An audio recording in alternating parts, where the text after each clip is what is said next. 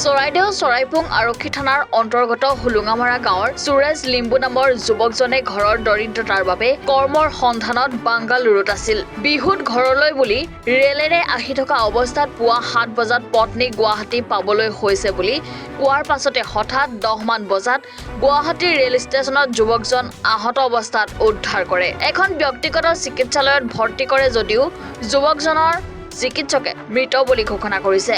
কি পৰিস্থিতিত ৰেলত আহি থকা যুৱকজন আহত হ'ল সেয়া এতিয়াও ৰহস্যজনক। ইফালে ঘটনাৰ খবৰ পোৱাৰ পাছতে যুৱকৰ গৃহত এতিয়া হাহাকাৰ পৰিস্থিতি। দৰিদ্ৰ পৰিয়ালটি যুৱকজনৰ মৃত্যুৰ বাতৰি এতিয়া দিশহাৰা কৰি তুলিছে। দৰিদ্ৰ পৰিয়ালটিয়ে যুৱকজনৰ মৃতদেহ আনিবলৈ ৰাইজৰ ওচৰত সহায় বিচাৰে। আনহাতে দূৰণিবতীয়া ৰেলত ৰেল যাত্ৰীয়ে মুঠেও সুৰক্ষিত নহয় সেই কথাকে ৰাইজৰ মাজত সৰ্বত্ৰে এতিয়া প্ৰতিক্ৰিয়াৰ সৃষ্টি কৰিছে।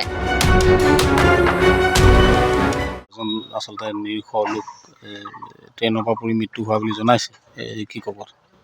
অতিকে বিহু বতৰত দুখৰ খবৰ।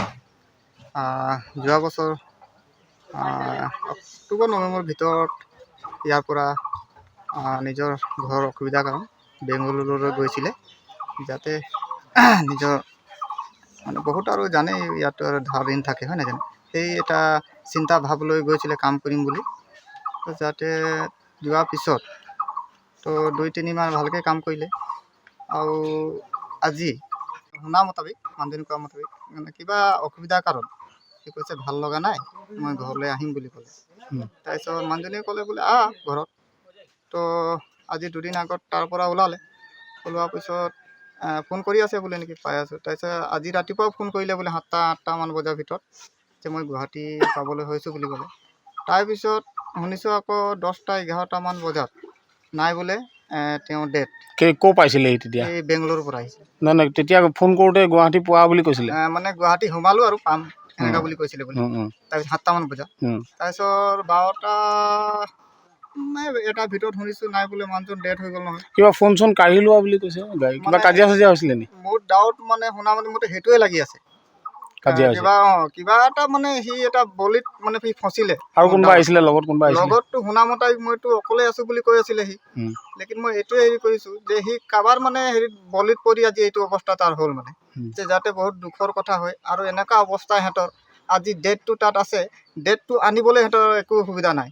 তো গতিকে মই এইটোৱে অনুৰোধ কৰিছোঁ চৰকাৰক যে কিবা এটা সুবিধা কৰি দিয়ে যেন। প্ৰশাসনে ব্যৱস্থা নাই লোৱা নেকি? সেইটো এতিয়ালৈকে ফোনটো কৰিছে, বাকীটো খবৰ খাতি একোতে লোৱা নাই। যাতে এতিয়া আমি খবৰটো ল'বলৈ আহিছোঁ কি কেনেকুৱা বুলি শুনিছোঁ। তো কৈছে আমাৰতো একো উপায় নাই এতিয়া ডেড বডিটো আনিবলৈ। এতিয়া ডেড বডি তাৰ পৰা আনিম বুলি ক'লে পইচা বহুত লাগিব, পইচা পাতি নাই, সিহঁতৰ অৱস্থা বহুত বেয়া আছে। তো গতিকে ইয়াৰ পৰা এতিয়া এতিয়া শুনিছোঁ ককাই ভাই 2জনমান আছে, তাহাঁতৰো খুব বেয়া, কেলেকেতো বেমাৰী তাহাঁতিও। এতিয়া যাওঁ বুলি ক'লে বোলে তাত এতিয়া টিকেট কাটিবই পইচা নাই, খুবেই বেয়া অৱস্থা। সেইটো কাৰণ মই এটাই অনুৰোধ জনাইছোঁ যে যাতে প্ৰশাসনে ব্যৱস্থা লৈ আনি দিয়ে, প্ৰশাসনে ভাল এটা ব্যৱস্থা এটা যেন কৰি দিয়ে, এই ডেড বডিটো যেন সিহঁতি ঘৰত পোৱাই দিবলৈ মই বিশেষকৈ অনুৰোধ জনাইছোঁ প্ৰশাসনক, সেই সুবিধাটো কৰি দিয়ে যেন। ধন্যবাদ।